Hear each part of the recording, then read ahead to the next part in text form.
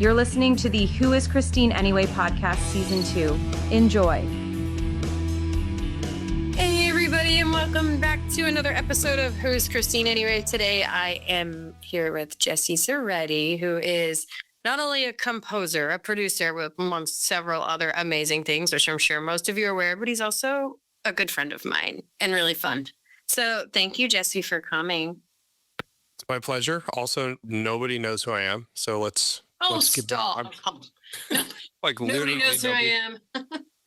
Nobody knows who I am. There's most people who are going to hear this are going to be like, I don't know who this is. So let's. Well, then you're going to become like a hot search on Google. Yeah, girl. Yeah, let's get those numbers up.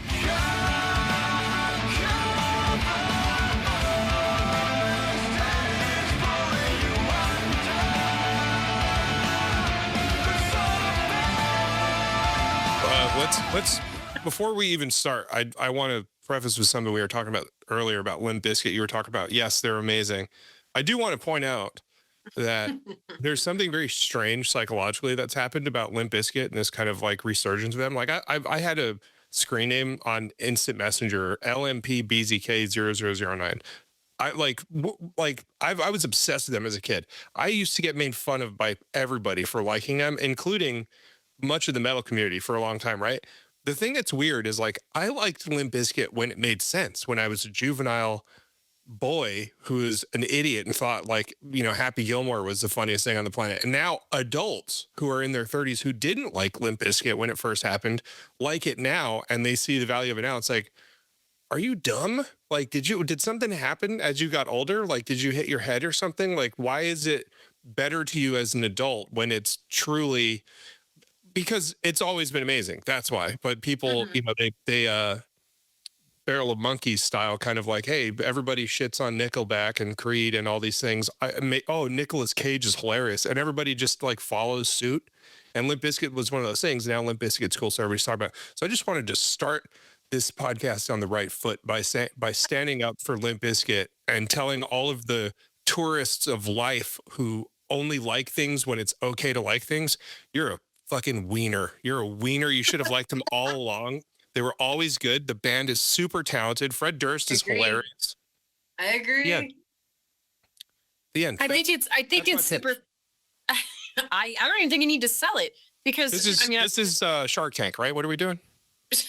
Sure. Limp Bizkit on the market. You are. They should have been back on the market.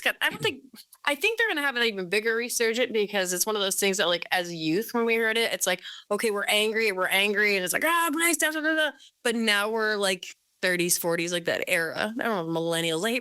Everything's got a fucking name now. What, millennials or whatever? Yeah, you're supposed to be angry when you're 16, like I was. Yeah, but now I'm pissed off at fucking eggs. Yeah, well, everybody's mad about everything because you're being told to be mad about everything, so everybody's pissed. But everybody's sitting on social media getting angry about the same thing, and they're not actually like realizing, like, oh, look, I have mob mentality. Good.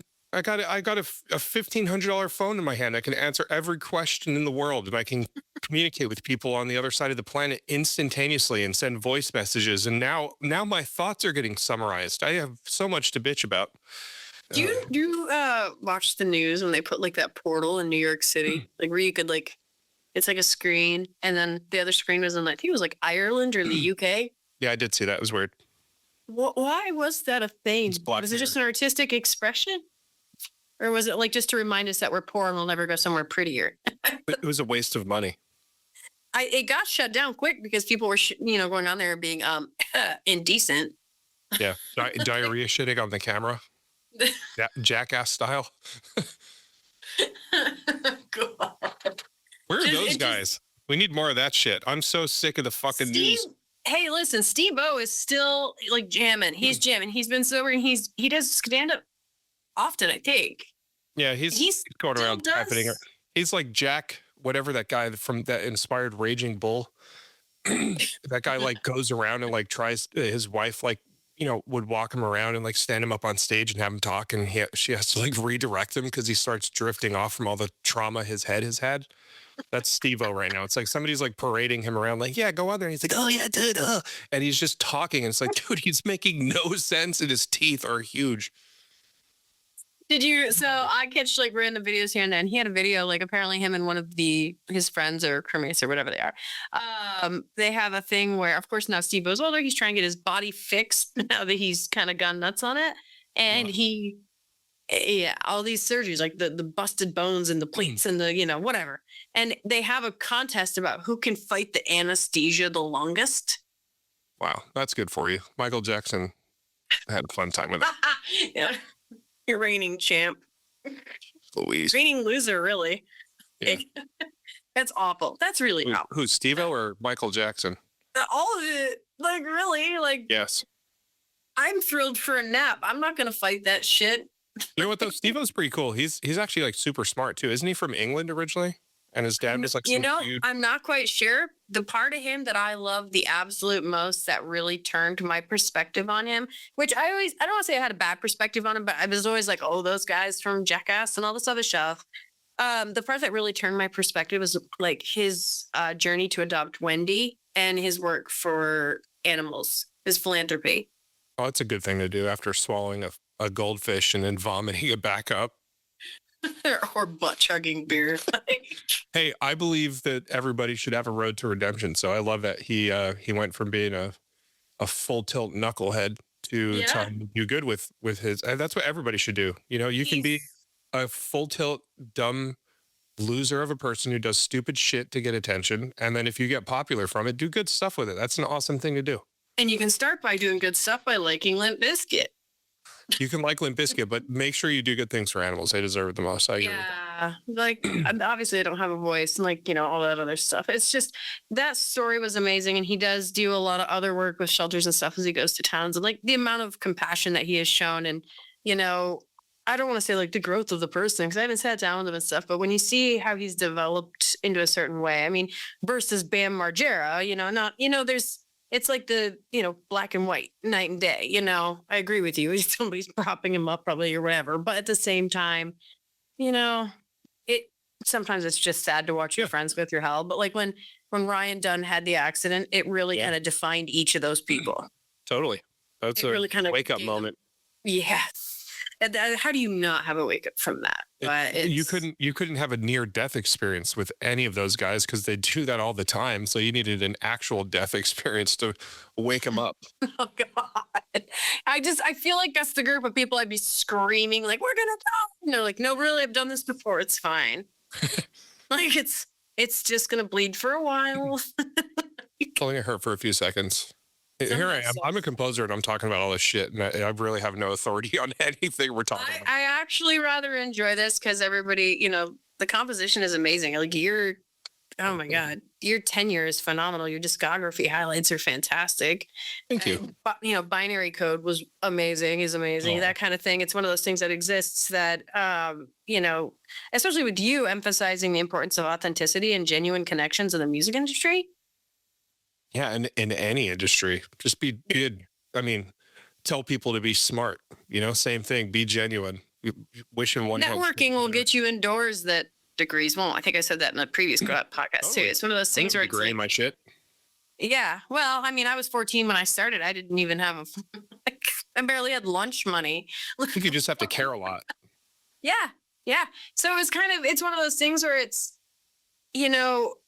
the right person, but you do good by that person. It's not totally, and sometimes that's led to turning down like some really good offers that have come across my desk. But I'm like, this is an amazing offer. This will pay my bills for 6 months, but I'm going to pass because I know that there's like a back end of this that I'm missing, or I don't believe in, what this is standing for or who this person is. So it sometimes it can have its ebb and flow, and yeah. Yeah, no, I agree with you. But no, you and Brent have always been good people since day one. I actually sent Brent, I think I had some like Moon's Blood stuff left over, so I sent him off one because I don't think he ever got it. I want to say I saw it. It's being used as a coaster for Mountain Dew right now. Yeah, that's exactly what I have under my coffee right now. That's exactly it. It's like Water March, but it's fine. It just makes it look like it's got like a solar flare. So yeah, that's cool. It's better than what it was doing. It was just sitting there.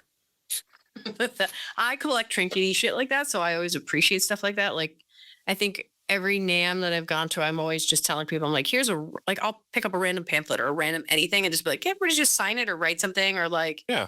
Little memento. yeah, I don't know why. I just think it's so neat to have that. And it can be, I don't want to say somebody who's obscure, but it could be anybody. It could just be anybody. And sometimes I love the creativity. Like I have a thing that I got from Jeremy Kroll that is hilarious. And it just sits in my little trinket collection. That dude's a ball buster, right? Do I have the right person?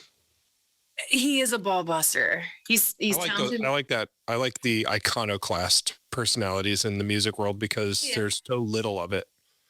I think it's actually like a copy of his album, and he had opened it up or something along those lines, and it was like a picture from the scene of Anaconda or whatever, something like that.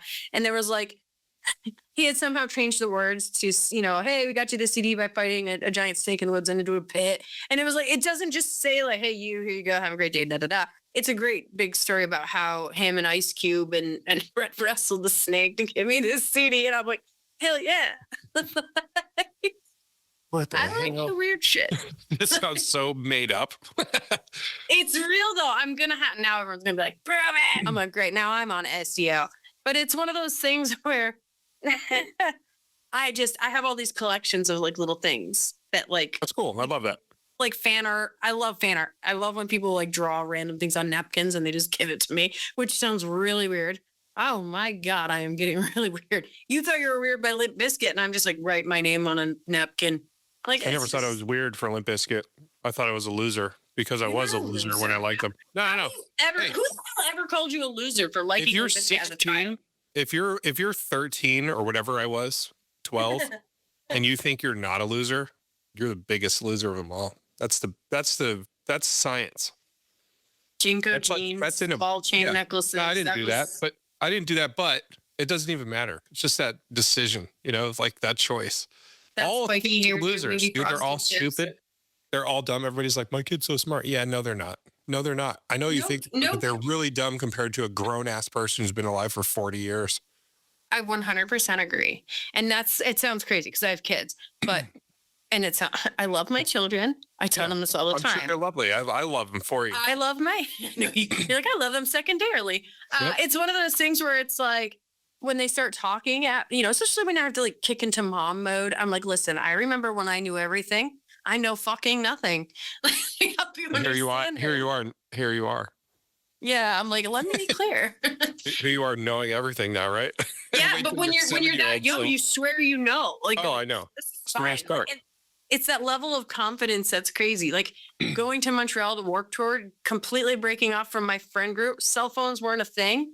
How was I not on Nancy Grace or like an international like trade deal? Well, you're probably shitting your pants. That's the real test. It's like you think this is why I'd be a bad parent because I'd have like a 15-year-old and he'd be like, oh, you're so smart. You've got it all figured out. And I'd literally just leave him for a couple of days. See how fucking smart. No, I would never do that. I'm just kidding. I couldn't. I care too much about my dogs to even think about that. Like I would never do that. But I'm just saying, like, if you want to prove how dumb a kid is, just leave him alone. See what happens. They're so needy.